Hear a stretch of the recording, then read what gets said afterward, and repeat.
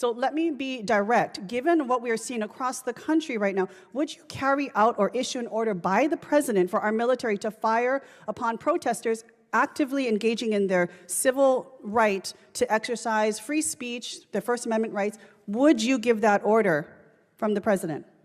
I assume you're insinuating what's going on in Los Angeles, and I wouldn't call Not just that a Los peaceful Angeles. protest. If we take a look at protests throughout the country, it's a simple question. If directed by the president, would you order our military to fire upon protesters? Simple yes or no. Ma'am, we have, as you know, and as this committee knows, we have standard rules of engagement that are in place that give guidance to our troops, and they abide by them. I'm asking what you would do. When a member of Congress poses a provocative question to the Secretary of Defense, inquiring whether he would comply with an order from the president to shoot American protesters, it transcends mere confrontation. Representative Jill Tokuda's inquiry was not simply a tough question. It struck at the core of democratic principles and the balance of power within the government. Such a question forces us to confront the fundamental values that underpin our society: the right to peaceful assembly and dissent, the role of the military in civil affairs, and the ethical obligations of public officials. It raises critical concerns about the potential for abuse of power and the implications of military involvement in domestic matters. In a democracy, the idea that citizens could be harmed by their own government for exercising their rights is deeply troubling. This exchange highlights the ongoing struggle to safeguard civil liberties and ensure that the government remains accountable to the people it serves, reminding us of the delicate nature of freedom and justice. Chair now recognizes the gentlelady from Hawaii, Ms. Tokuda. Thank you, Mr. Chair, and I agree we've had many performances today, but what we'd like is some answers. Mr. Secretary, did you invite Elon Musk for a briefing on war plans with China to the Pentagon? Yes or no is simple.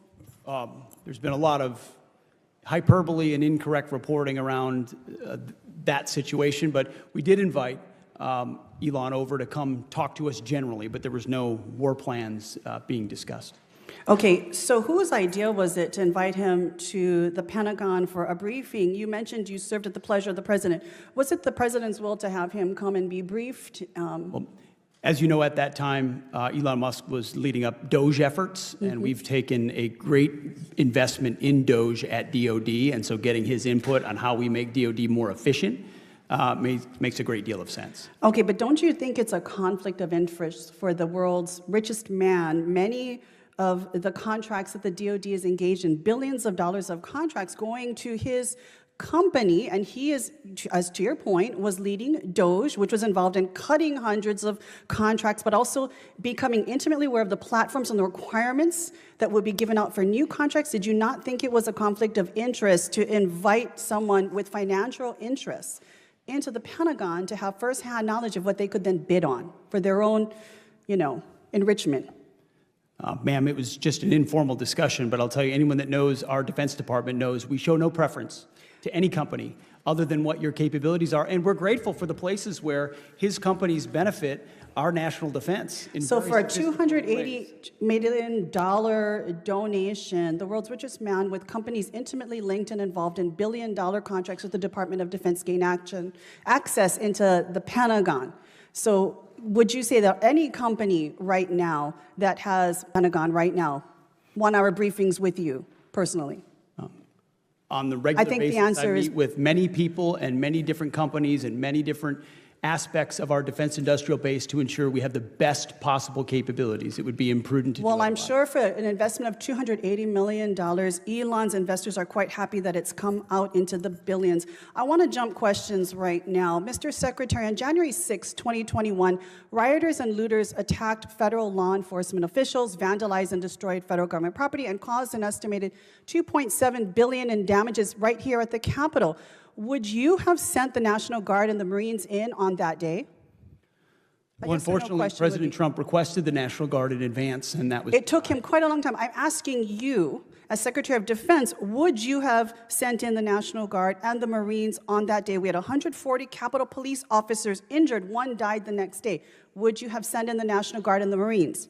As I said, President Trump directed National Guard to be there in advance. And I think you can look at the record of how long it actually took for him to actually send them in. But it's good to hear that it sounds like you would have sent in the National Guard and the Marines on that day in which the insurrection was taking place right here at the Capitol.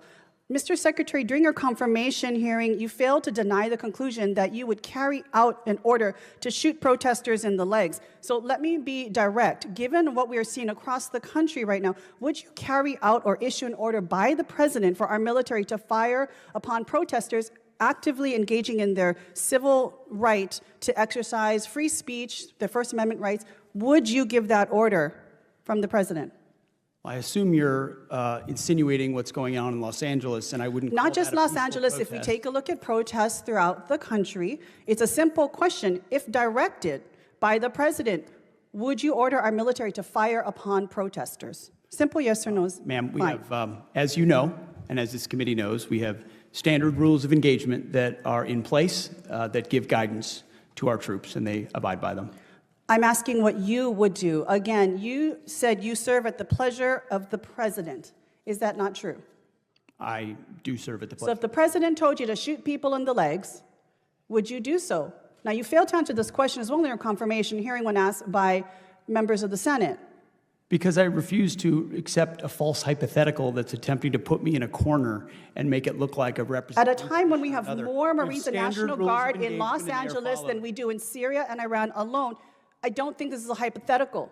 This is an actual situation that we are dealing with right now. So again, I will ask the question, the last 14 seconds I have, would you order our military to shoot at their fellow countrymen if ordered by the president? I think it's interesting that for 4 years, insurrection was the left's I think we favorite know your word, answer. Thank you, Mr. and that Chair. I when yield it's back. invoked in L.A., they were Gentlelady yields back. Gentlelady's time's expired. What we just witnessed wasn't politics. It was a warning shot, one aimed not at an individual, but at the conscience of a nation. When Congresswoman Jill Tokuda looked across that hearing room and asked Defense Secretary Pete Hegseth, if the president told you to shoot people in the legs, would you? The silence that followed said everything. That question sliced straight through the noise, cutting past the usual evasions and polite theater of Washington. It wasn't rhetorical, it was existential, because at its core, Tokuda wasn't asking about orders, she was asking whether American democracy still has limits. This wasn't about one man, one party, or even one administration. It was about a centuries-old line that separates democracy from dictatorship. The United States military, the most powerful fighting force in the world, exists to defend the nation, not to police it, not to intimidate it, and certainly not to turn its weapons inward on the very people whose freedom it swore to protect. Tokuda's question pierced the heart of that sacred distinction. To understand how profound that moment was, you have to step back and look at the guardrails that keep the republic standing. Since 1878, the Posse Comitatus Act has stood as one of America's most crucial checks on executive power. It prohibits the use of federal troops to enforce domestic laws or suppress protests on American soil. That law wasn't written for convenience, it was written in blood after Reconstruction, when the line between military force and civilian life had blurred so dangerously that democracy itself began to wobble. It's the firewall between freedom and fear, between civilian governance and military rule. Tokuda's question forced that firewall into the spotlight, because if the answer to "would you fire on civilians" is anything other than an unflinching no, it signals something terrifying: the erosion of the very idea that the armed forces serve the Constitution, not the whims of any one man. Imagine for a moment the precedent such obedience would set. If one president can order troops to fire on unarmed Americans, then every president who follows inherits that power. It doesn't matter whether it's framed as crowd control or law enforcement. The instant soldiers are turned into instruments of political will, the republic begins to die. Protests, labor strikes, civil rights marches, any form of dissent could be redefined as a threat. The next time citizens gather to demand justice, they might be met not with dialogue, but with live ammunition. That's not speculation, it's history. The echoes of it still ring from Kent State, 1970, when National Guardsmen opened fire on college students protesting the Vietnam War. 4 young Americans were killed, 9 more were wounded. The photographs of their bodies sprawled across the grass are etched into the nation's memory. Those weren't radicals, they were kids. Kids whose deaths reminded America that the power of the gun must never replace the power of the vote. That's why Tokuda's question landed like a thunderclap, because it dared to expose how easily old lessons can be forgotten when rhetoric turns militant and accountability fades into partisan fog. The deeper danger isn't just the order itself, it's the culture that allows people to rationalize it. When leaders begin to blur the line between protest and insurrection, between dissent and disloyalty, it becomes disturbingly easy to justify exceptional measures. Suddenly, phrases like law and order become shields for suppression. Every march looks like a riot. Every critic sounds like an enemy. But in a true democracy, protest isn't a threat to stability, it's a measure of it. Free assembly and free speech aren't privileges handed out by the state. They're constitutional guarantees. They exist so that ordinary citizens, teachers, nurses, veterans, students can demand better from their government without fear of retaliation. And yet, when a top defense official hesitates to say outright that he would never obey an unlawful order to harm civilians, that hesitation itself becomes a red flag. It tells the public that even the clearest moral lines are now negotiable. Tokuda wasn't simply grilling a witness, she was performing a stress test on American democracy. She was asking whether the institutions designed to protect us from tyranny are still strong enough to resist it. Let's not lose sight of the human cost behind the question. These civilians politicians talk about are not faceless crowds. They're the people who make up the nation: workers, parents, students, veterans. When governments start seeing their own citizens as targets instead of constituents, the social contract collapses. It doesn't take tanks on the streets to end democracy. It takes silence in the face of moral collapse. Even something as seemingly restrained as "shoot them in the legs" carries horrifying implications. In the real world, a gunshot wound isn't non-lethal. It can sever arteries, cripple, or kill. It's not crowd control, it's sanctioned violence. And once that door is cracked open, history tells us it never stays open just a little. Tokuda's courage was in refusing to let that line blur. She wasn't looking for a nuanced policy answer. She was demanding a moral one. Because vague answers don't protect the Constitution, clear ones do. When someone in power can't simply say no, that would be illegal and wrong, it leaves room for abuse. And abuse is how democracies fall. The irony is that the very strength of America's military comes from the principle Tokuda was defending: its subordination to civilian law and its commitment to neutrality. Soldiers are not instruments of ideology, they're guardians of order. The moment politics seeps into that equation, cohesion breaks down. Soldiers start wondering whether their allegiance is to the flag on their shoulder or to the man behind the podium. That's not loyalty, that's corrosion. Her exchange with Hegseth exposed more than discomfort. It exposed how dangerously normalized this rhetoric has become. The idea that violence could even be considered as a legitimate response to protest should chill every American, regardless of party. Because today it might be them, tomorrow it could be you.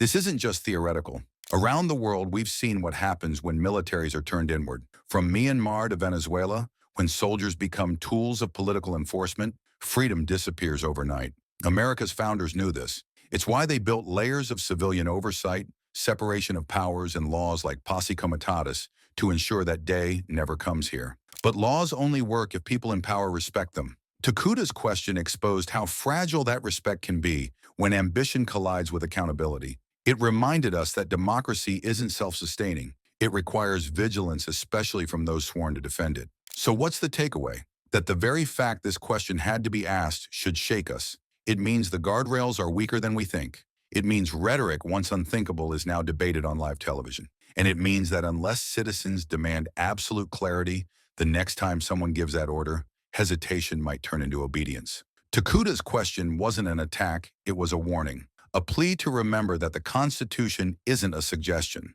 The military's loyalty belongs to the law, not to any single leader. So as viewers, we're left with a choice. Do we shrug and move on? Or do we take this as a call to action to demand stronger oversight, clearer boundaries, and leaders who understand that patriotism isn't blind obedience, it's moral courage? Because democracy doesn't end with a coup, it ends with compliance. If you believe the American military should never be used against American citizens, hit like, subscribe to Liberal Lounge, and share your thoughts below. Do you think this red line could ever be crossed? Or will Americans still stand guard over the principles that keep this nation free? Stay vigilant, because freedom survives only as long as the people are watching.